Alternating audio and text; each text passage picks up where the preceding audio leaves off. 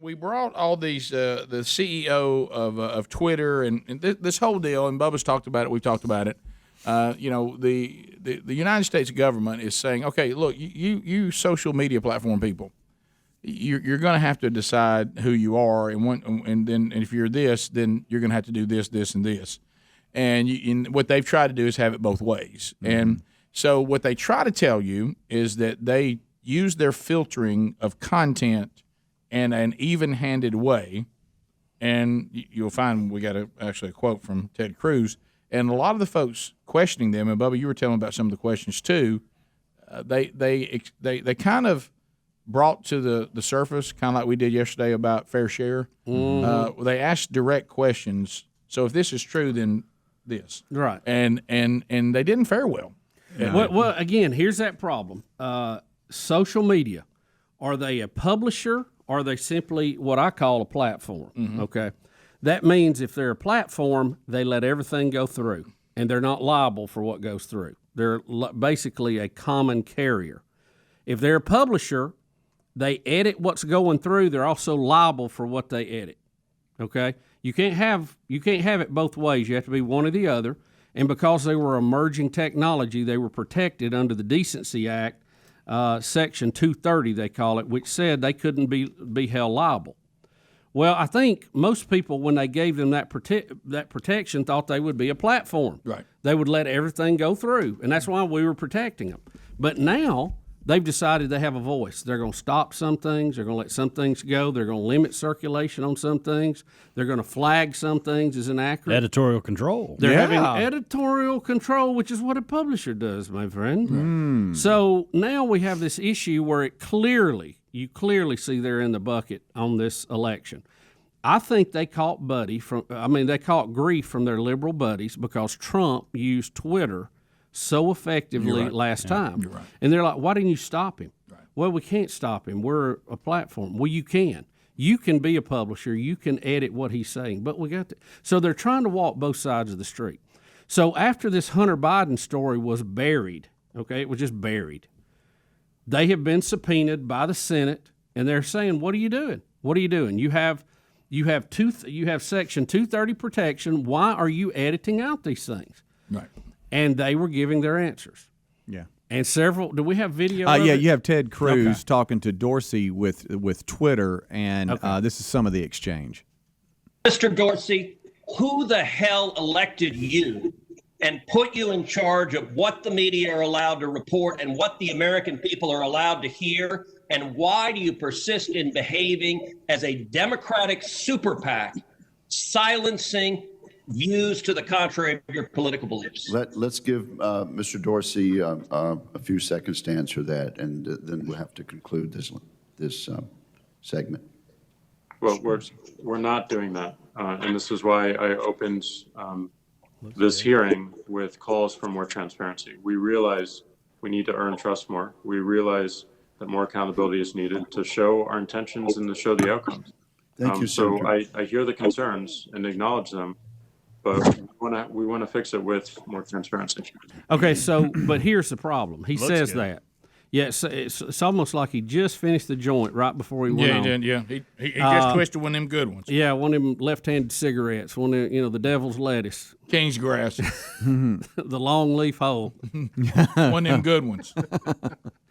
So several of the senators said, okay, I have some examples. You have flagged or edited or stopped Donald Trump from saying this. You have edited or stopped the New York Post from saying this. You have done this to this person. You have done that to that person. All who are conservative or come to you from the right-wing side of our political spectrum. Can you give us one example of a notable liberal or left-wing organization you have flagged or prevented from going out on your social media on the left? They could not name one.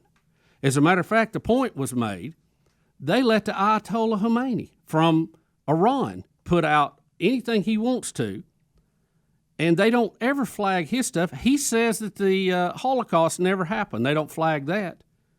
They flagged Donald Trump saying, why isn't somebody investigating Hunter Biden? They've got emails. They've got recordings. Why isn't anybody looking at this? That's a flag. That's unproven, Donald. We can't go with that.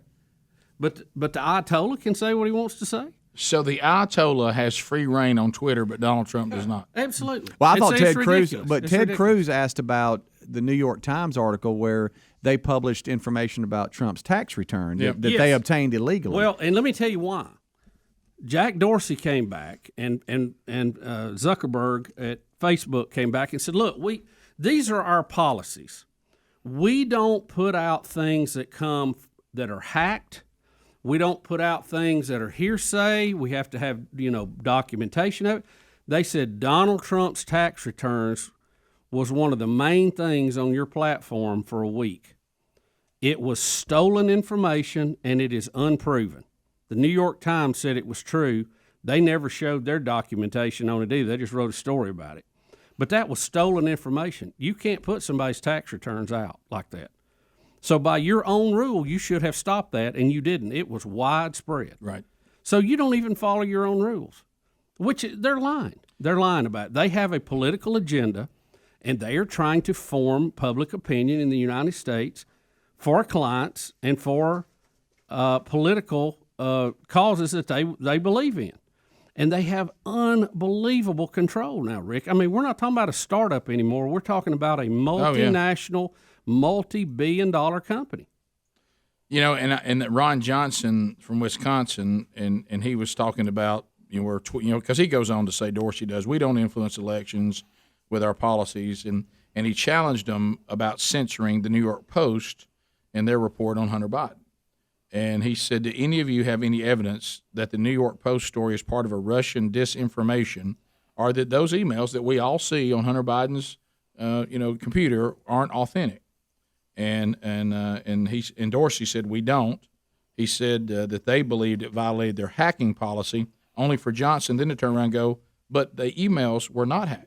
How can it violate your policy if you know that's not the case? Yeah, the Hunter Biden thing was not a hacked email. Right. It was legally obtained from the owner of a laptop who took legal possession of it because Hunter Biden never come back and paid his bill. Right. And that was part of the agreement he signed when he dropped it off on their ticket.